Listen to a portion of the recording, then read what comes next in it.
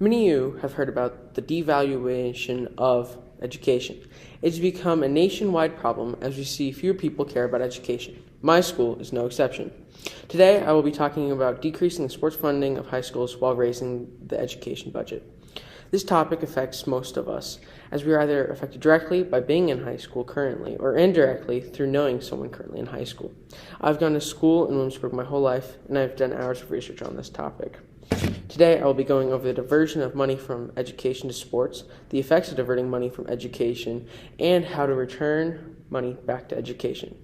Now, let's start by talking about the diversion of money from education to sports. One major way we see money diverted from education is through sports facilities.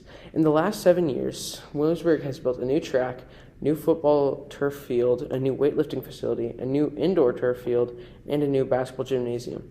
All this expansion has cost just under $10 million. In this, I drew a circle that said $10 million, and then I put each dot represents one teacher's salary. On average, it should be $60,000. $10 million could be worth 166 teachers' salaries. You might be wondering about what new building expansions have been added for educational purposes. That would be zero. As we look into Williamsburg, we see that they continue to prioritize sports over helping improve students' future through improving their education. One major victim of decreasing the education budget is teachers. Many teachers are underpaid, but our school pays even less than many in our area. This causes many teachers to be ineffective in the classroom and prevents many students from getting proper education. This also makes other teachers' jobs more difficult as they have to help students catch up. Now that we have talked about the diversion of money to sports, let's talk about the effects of diverting money from education. Since many teachers at Williamsburg get underpaid, it causes us to get many ineffective teachers, and many effective teachers often will be leaving as they get offered better jobs in our area. Not only is this a local issue, but a national one, as we see teachers being underpaid nationwide. This can lead to teachers being less focused on their teaching as they have to worry more about their financials. This also will deter them from seeking higher education as many cannot afford it.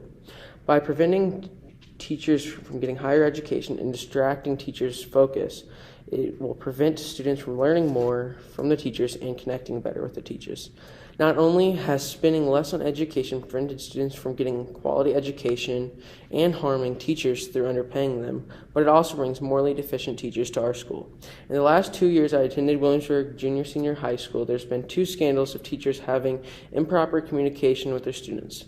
This begs the question, is it worth diverting money from education to sport? And what principles are we setting for the future? Now that we have talked about the effects of diverting money from education, let's talk about how we can divert money back to education. There are many ways to bring about change which will help more money be put into education. One of the best ways is to vote for politicians on both local and national levels who support educational improvements.